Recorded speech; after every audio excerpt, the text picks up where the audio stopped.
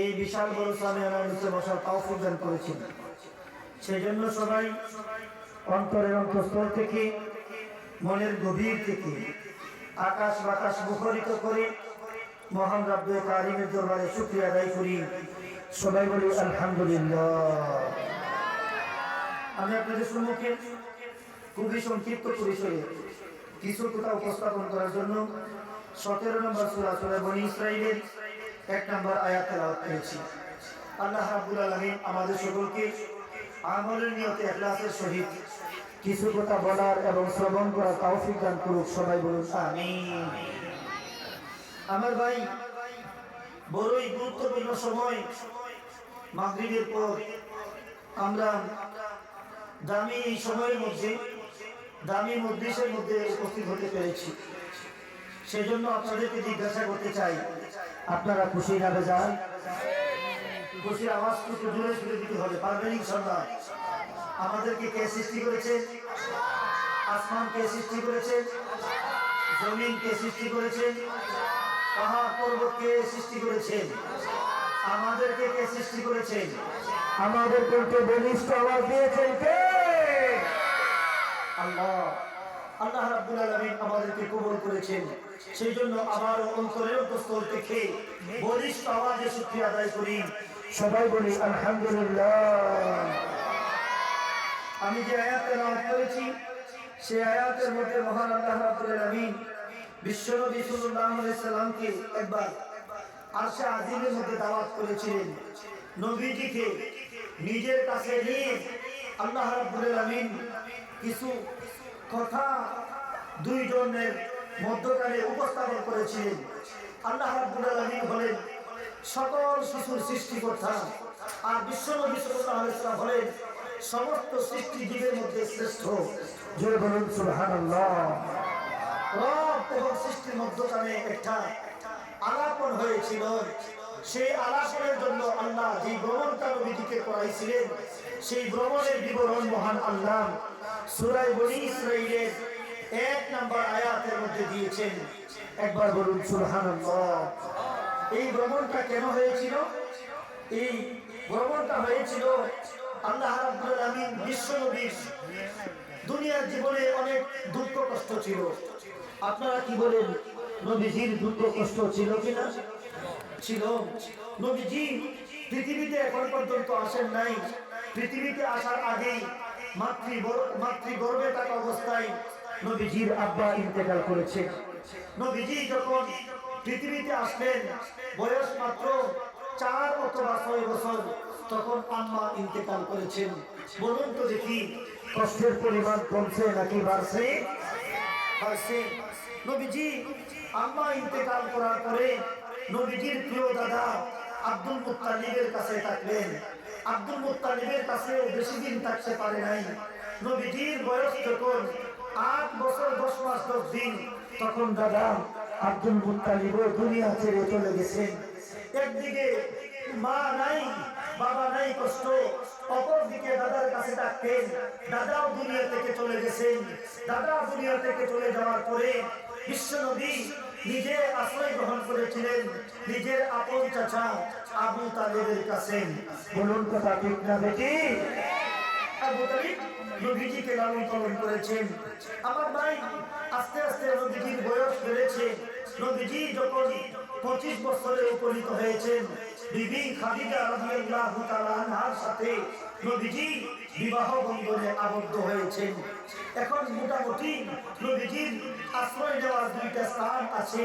ঘরের বাহিরে গেলে আবু তালিব নিরাপত্তা দান করে, আর ঘরের ভিতরে আসলে বিবি খাদিজার কাছে আসিয়া মাথা গুছানোর মতো একটা জায়গা আছে, দুঃখ কষ্ট শেয়ার করার একটা জায়গা আছে। এইভাবে বিশ্বনবী আস্তে আস্তে 40 বছর বয়সে যখন উপনীত হয়েছে, মহান আল্লাহ রাব্বুল আলামিন বিশ্বনবীকে নবী হিসেবে সমাজের কাছে প্রকাশ করলেন। আল্লাহ বিশ্বনবীর কাছে ওহী নাযিল করে নবীজিকে প্রকাশ্যভাবে নবুয়ত দান করেছেন। জোরে বলুন সুবহানাল্লাহ। নবীজি যখন দিনের দাওয়াত দেওয়া শুরু করেছেন। যারা ছিল কাছের, যারা ছিল আপনজন, এরা বিশ্ব নবীর শত্রুতে রূপান্তরিত হয়েছে। নবীজি লা ইলাহা ইল্লাল্লাহ দাওয়াত দেওয়া শুরু করেছেন যখন থেকে, তখন থেকে একদল মানুষ বিশ্ব নবীর এই দাওয়াতকে বন্ধ করার জন্য ষড়যন্ত্রে লিপ্ত হয়েছে। নবীর উপর নির্যাতন শুরু করে দিয়েছিল। বিশ্ব নবীকে বেঈমান কাফেররা চতুর্মুখী যখন ষড়যন্ত্র করে নির্যাতন শুরু করে দিয়েছিল, ওই জাতীয় কষ্ট থেকে বিশ্ব নবীকে মহান আল্লাহ মুক্তি দেওয়ার জন্য একটা কুদরতি ব্যবস্থা করেছিলেন। এই কুদরতি ব্যবস্থাটাই হইল নবীজির মেরাজ। বিশ্ব নবীকে মহান আল্লাহর আরশে আজিম পর্যন্ত নিমন্ত্রণ জানিয়ে নবীজিকে আরশে আজিম পর্যন্ত নিয়ে গিয়েছিলেন। জুড়ে বলুন কথা ঠিক না বেঠিক? নবীজির এই ভ্রমণটা হয়েছিল কখন? নবীজি যখন ঘরে আসিয়া খাদিজার কাছে একটু বিশ্রাম নেওয়ার জায়গা ছিল, বাহিরে যখন দাওয়াত দিতেন, নবীজি চতুর্মুখী নির্যাতন শিকার ছিলেন। কিন্তু এরপরেও চাচা আবু তালিব থাকার কারণে আবু তালিবকে ডিঙ্গাইয়া বিশ্ব নবীর উপর নির্যাতন করার সাহস কোন বেঈমান কাফের পর্যন্ত দেখাইতে পারে নাই। অবশেষে নবুয়তের 10 বছর নবীজি যখন নবুয়ত পাইছেন, এরপরে যখন 10 বছর অতিবাহিত হয়েছে, 10 বছর আবু তালিব ইন্তেকাল করেছে। আবু তালিবের ইন্তেকালের পরে 3 দিন পরে বিবি খাদিজাও ইন্তেকাল করেছেন। এবার কথা বুঝে থাকতে বলুন, নবীজির দুঃখের পরিমাণ আগের থেকে এখন কমছে নাকি আরো বহুগুণ বাড়ছে? বহুগুণ বাড়ছে। এই দুঃখ কষ্ট দূর করার জন্য আল্লাহ নবীজিকে একটা সফর করাইলেন। এই সফরটাই ছিল মেরাজের সফর। এই সফরটাই ছিল বিশ্ব নবীর ঐতিহাসিক সফর। এই সফর আল্লাহ আর কোন নবী ওই গোস কুতুবকে দান করেন নাই, একমাত্র দান করেছিলেন আমার আপনার প্রিয় নবী বিশ্ব নবী মুহাম্মদুর রাসূলুল্লাহ সাল্লাল্লাহু আলাইহি ওয়াসাল্লামকে। বলুন ঠিক না বেঠিক? আল্লাহ এই কথার বিবরণ দিয়েছেন কেমন ভাবে? সুবহানাল্লাযী আসরা বিআবদিহি লাইলান মিনাল মাসজিদিল হারাম ইলাল মাসজিদিল আকসা আল্লাযী বারাকনা হাওলাহু লিনুরিয়াহু মিন আয়াতিনা ইন্নাহু হুয়াস সামিউল বাসীর।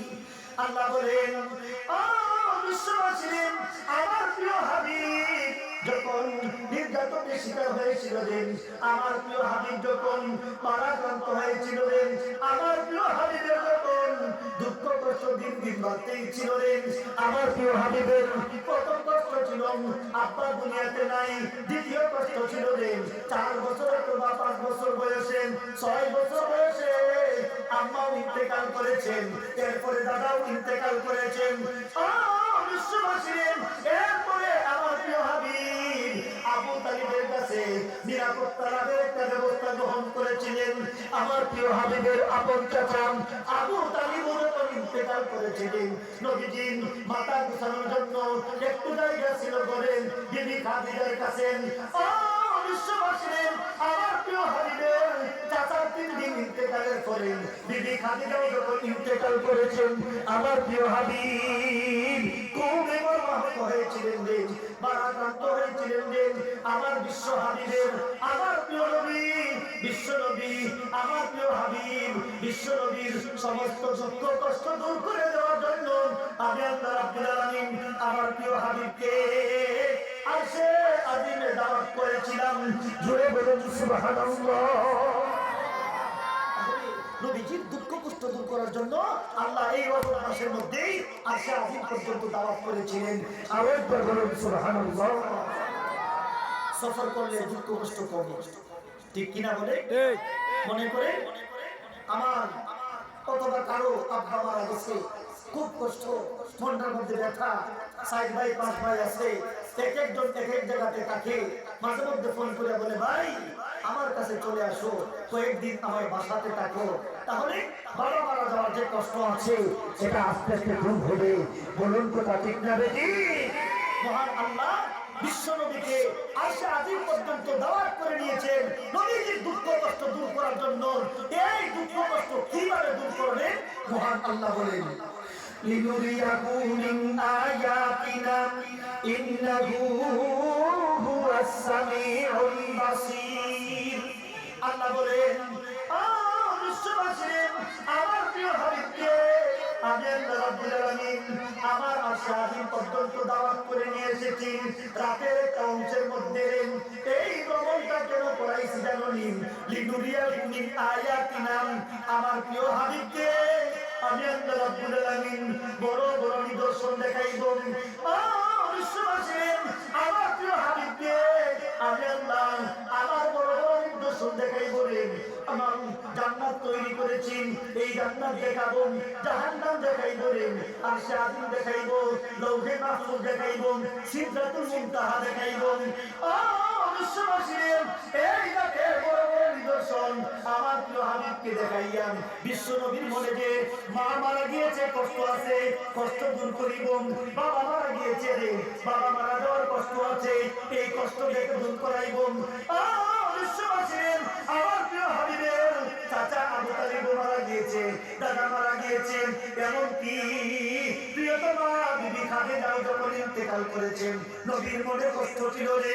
এই সমস্ত দুঃখ কষ্ট দূর করার জন্য আমার প্রিয় হাবিবকে বড় বড় নিদর্শন দেখানোর জন্য আমি আল্লাহ আমার প্রিয় হাবিবকে আরশে আজিম পর্যন্ত দাওয়াত করেছি।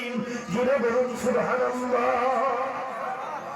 তাহলে নবীজির এই ভ্রমণটা হয়েছিল, একটা কারণ পাইলাম আল্লাহ বড় বড় নিদর্শন দেখাইবেন, আর একটা কারণ পাইলাম নবীজির দুঃখ কষ্ট দূর করবেন। বলুন কথা ঠিক না বেটি? এখন দুঃখ কষ্ট দূর করবেন কিভাবে? বড় বড় নিদর্শন কি দেখাইলেন দুই তিনটা আপনাদেরকে শোনাই। নবীজির ভ্রমণটা যখন শুরু হয়েছিল, কেউ বলেছেন নবীজি হাতিমে কাবার মধ্যে শোয়া ছিলেন, আর কেউ বলেছেন উম্মে হানির ঘরে শোয়া ছিলেন।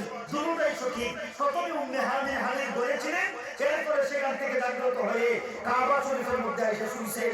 এরপরে এখান থেকে জিবরাইল এবং মিকাইল এবং ৭০,০০০ ফেরেশতা নবীজিকে জাগ্রত করে আল্লাহর আরশে আজিম পর্যন্ত ভ্রমণ করাইছিলেন।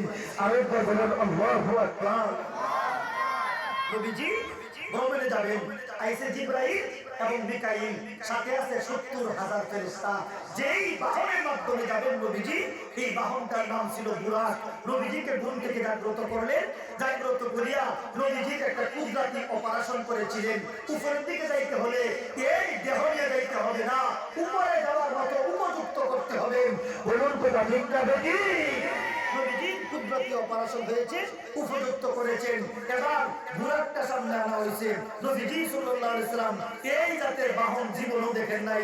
কত প্রাইভেট দেখেছেন, কত বাহন দেখেছেন, এই জাতের বাহন জীবনও কোনোদিন নবীজি দেখেন নাই। জিবরাইল যখন বাহনকে কাছে আনছে, বিশ্ব নবী বলেছিলেন, হে জিবরাইল এই জাতের বাহন কোনোদিন দেখি নাই রে। জিবরাইল বলেছিল, বিশ্ব নবী গো, এটা হলো জান্নাতি বুরাক। এই জাতের বুরাক কোন নবী, কোন ওলি, কোন দোষ কুতুবের জন্য কোনদিন দেওয়া হয় নাই, একমাত্র আপনি বিশ্ব নবীর জন্য মহান আল্লাহ এই জাতি জান্নাতি বাহনের ব্যবস্থা করেছেন। বিশ্ব নবী গো, এই জান্নাতি বাহনে আরোহণ করেন, আপনাকে নিয়ে আল্লাহর আরশে আজিম পর্যন্ত আজকে সফর হবেন। আপনি এই জান্নাতি বাহনের মধ্যে আরোহণ করেন। বিশ্ব নবী বলেছিলেন, ও জিবরাইল, জগতের কোন নবী, কোন ওলি, কোন দোষ কুতুবের জন্য জান্নাতি বাহনের ব্যবস্থা করা হয় নাই, একমাত্র আমি বিশ্ব নবীর জন্য ব্যবস্থা করা হয়েছে। জিবরাইল কোন শুকরিয়া আদায় করবেন? এরপরেও তো কথা রয়েছে, জিবরাইল আমার জন্য যে জান্নাতি বাহনের ব্যবস্থা করা হয়েছে, আমার উম্মত যেই দিন হাসরের মাঠে উঠবেন, জান্নাতে হাসরের মাঠে উঠবেন আল্লাহর আদালতে যাওয়ার জন্য, ওই দিন আমার উম্মতের জন্য জান্নাতি প্রাইভেটের ব্যবস্থা থাকবেনি। সুবহানাল্লাহ বলে নবীজি এই বাহনের মধ্যে আরোহণ করেন নাই, উম্মতের কথা চিন্তা করছেন। বলুন কথা ঠিক না বেটি?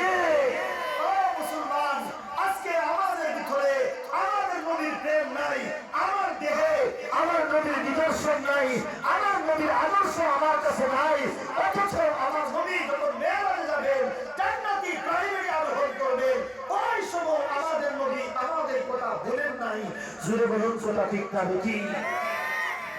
জিব্রাইল বলেছিল, ওগো নবীজি, কোন নবী, কোন ওলি, কোন কোস, কোন কুতুবের জন্য জান্নাতি এই জাতি প্রাইভেটের ব্যবস্থা করা হয় নাই।